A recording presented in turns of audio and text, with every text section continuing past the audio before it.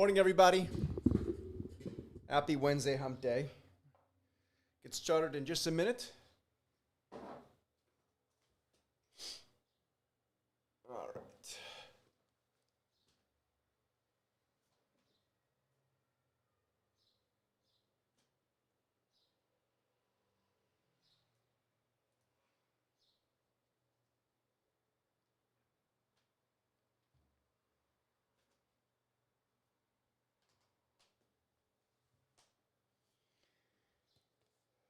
All right.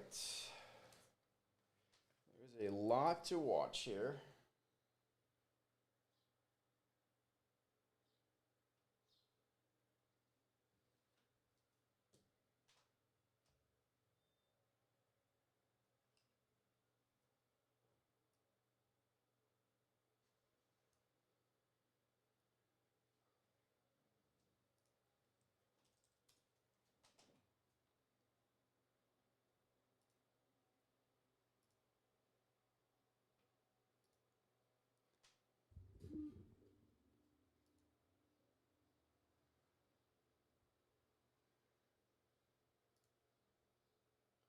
Okay. Perfect. Good morning, everybody. Happy Wednesday hump day here. June the 18th here today. Quick reminder that tomorrow U.S. markets are closed for the Juneteenth holiday. I would expect, unless we get some major news, and that, of course, is always the risk, I would expect these markets to be quite boring here. But again, there is the risk of major news, as always, and maybe a bit more so even here right now, heading into the next couple of days. I can tell you, again, a lot of people that I talk to are essentially out this week on the professional investment management side. And so just keep that in mind, for what that's worth. On my notepad here this morning, I've made a couple of moves already this morning. I made a move in silver and a move in natural gas. I'll talk about that in a second. I made a YouTube short video on it as well. You guys can all watch that. Then I want to talk about a natural gas stock that looks absolutely fabulous over the longer term horizon. I want to give you guys an update on DBC, which is the commodities ETF, which is up. Actually, we'll start with that, up about 8% on the year. And then two additional single name stocks, Archer Daniels, which has a Vertical X Pro indicator, short-term overbought, and Roblox, which continues to be a monster. At some point we'll see a move there that might be a bit mean reversion. We will see. I'm open-minded. I tend not to chase. So let's start with this chart here. For the first of all, if you're here for the first time, thanks for being here. Serge Berger here from thesteadytrader.com. This is our Set the Market morning call. We're going to spend the next 15 minutes together going through some of the top things on my notepad. So take out a pen and a piece of paper and write some stuff down. It would be helpful. Also, if you haven't done so yet, please make sure you subscribe to our channel here on YouTube. Obviously, it's free, but you get the benefit of getting updated in real time when we go live and all the analysis that we do, including my pretty active now YouTube Shorts videos, which is real-time stuff a lot of times, which actually we're going to start off with right now. Also, please make sure you give us a thumbs up like on the video. That allows us to be able to continue to do the show as the YouTube algorithms pick it up. So here we are. All right, first of all, before we even look at this chart, I'm going to quickly... Actually, no, let's start with this chart first. So this is just the reminder of where the performance is at year to date. Now, again, this can change, and I would expect it to change at some point. But reminder once again that the U.S. equity market is the lone laggard after 15 years of ridiculous outperformance, which we do think is over. That does not mean the S&P can't go higher at all from here. That is certainly something we have to be open-minded to, particularly in the day and age of the algorithm. But note that the performance is not in U.S. equities. It's in uranium up 40%. It's in Germany up 30%. It's up in gold and silver up 28%. I have a silver move I'm going to talk about in a second here that I made this morning. Copper. Bitcoin's actually disappointingly weak here. It's just consolidating over the past number of weeks. Semiconductor stocks, one bright spot. And of course, AI stocks to some extent, and commodities as an entire complex are up 8%, which I'm going to talk about here right now, and then we'll show you the moves I've made this morning already in that space. Here is a commodities ETF. This is the Invesco Commodities Index Tracking Fund. The ticker symbol is DBC. Have a look at it. It's right there. on the on the screen. Quickly. And basically what we're looking at here is the potential of ultimately seeing commodities resume what has been now a 3-year basically consolidation phase, actually a bit more.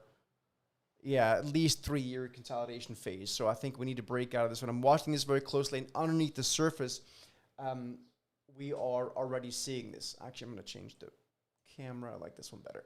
Okay, so what did I do this morning? So if you go into YouTube Shorts, so that's, I'm going to send you this link here, put this link into the chat box here. Where's the chat box here? Here. You can go watch this video. Again, I post YouTube Shorts pretty much every day. They're quick shorts that I think a lot of people really enjoy. If you enjoy that, you really will enjoy our Trade Ops members area. But what I talked about there this morning, I took my last profit this morning on the July silver options. I had a couple of contracts left.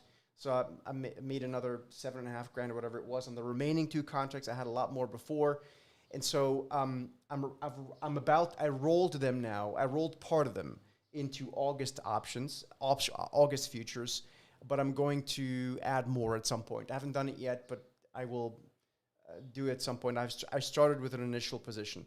At the same time, so that's in silver. And just a quick reminder on silver, so you can go watch that YouTube short later on if you want. At the same time in silver, what I have to remind people of is that what I'm really interested in here is that the silver to gold ratio, or gold to silver ratio as it is here, is actually very high.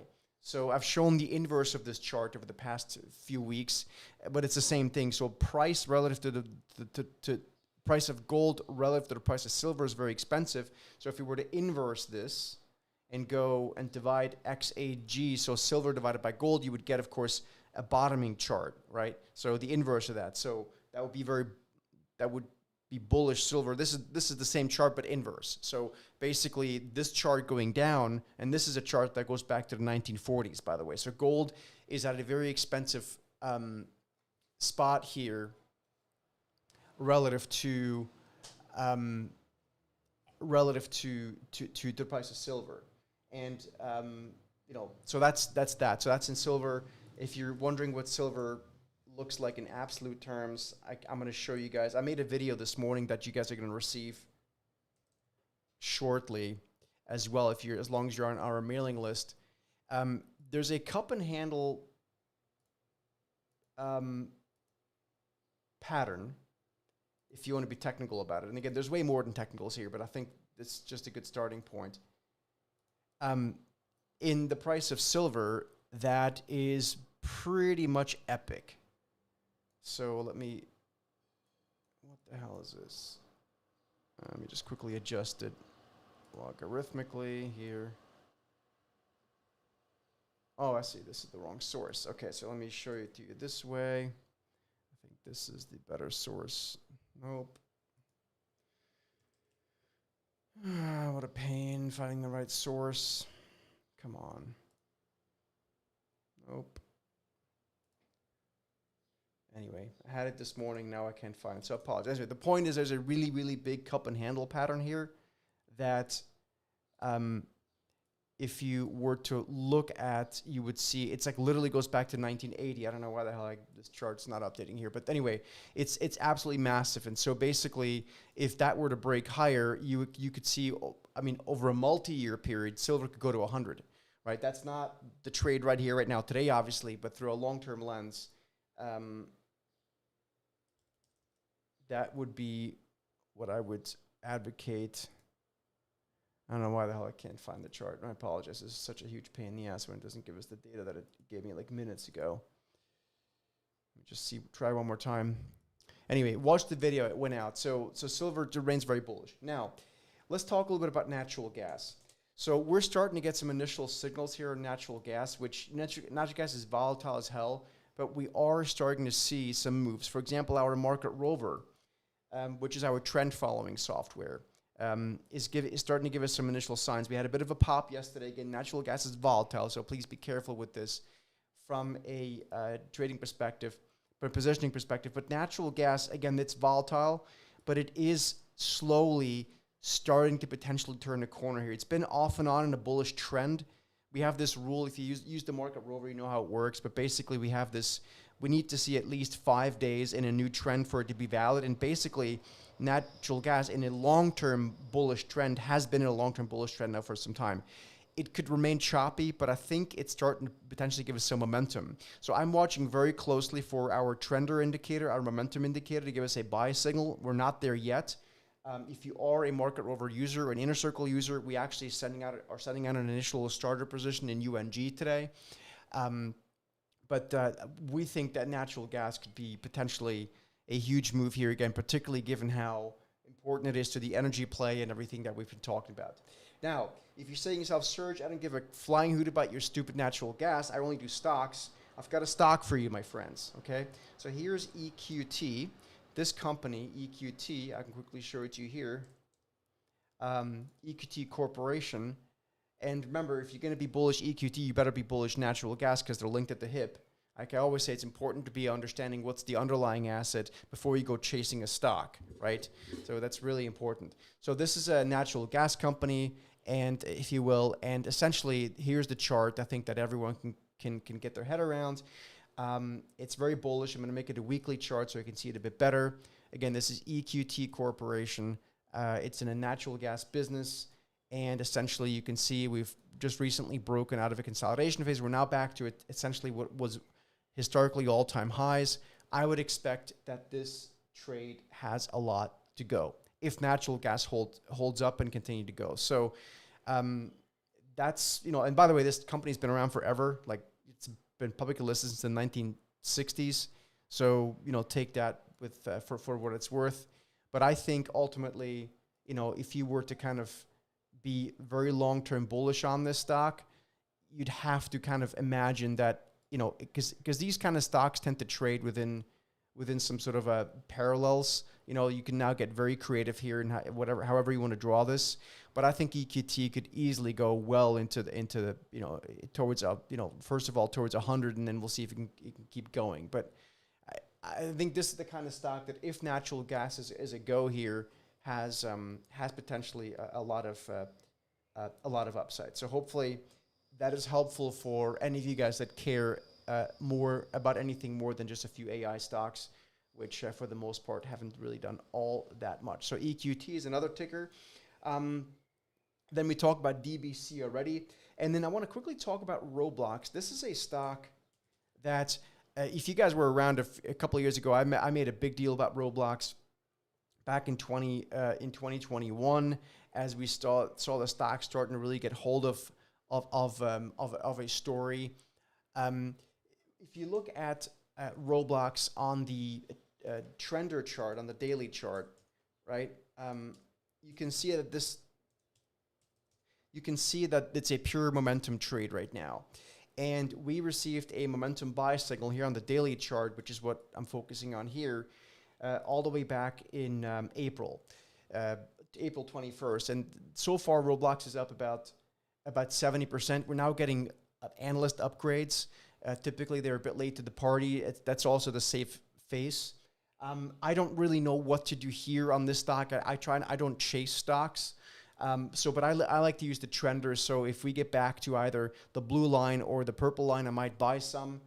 Or quite frankly, I think at this point it's not impossible to think from a trading perspective that it actually turns back into a bearish momentum move at some point. I have no skin in the game right now, so I don't really care. I'm just being open-minded here to any outcome. But Roblox, just to give you an idea from a trending perspective, so for those of you guys that care about trends, which is really the most important thing in the end, it is actually in a bullish trend. In fact, it has been in a bullish trend for some time. So if all you did is buy Roblox when it went bullish trend in October of last year, you'd now be sitting on almost 150% of gains on that stock. You could have traded it 15 times between then and probably not made as much money as that. So just as an FYI on Roblox. So that's kind of where we are. I'm also going to quickly open this up. I don't know if anyone has any tickers you want to look at, because obviously tomorrow is Juneteenth, so we're not going to do ticker Thursday, so we're going to ticker Wednesdays. So if anyone has any stocks that you would like to look at, any specific tickers, I'll be more than happy to entertain those for another couple of minutes. But just quickly on natural gas, just so, since we're talking, natural gas is up like another percent or 1.5%.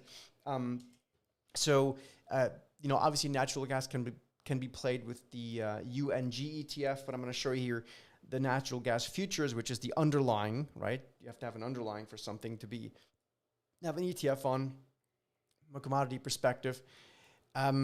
This is what we're seeing in natural gas. So it's entirely possible that at some point before long, we are going to start to see a big move higher in that. Very good. Then Jim is asking for Amazon. So let's have a look at Amazon. I don't know, and I don't know what sort of the questions are, but Amazon is, to me, is in a position that if the S&P wants to squeeze higher, it's building another little base, right?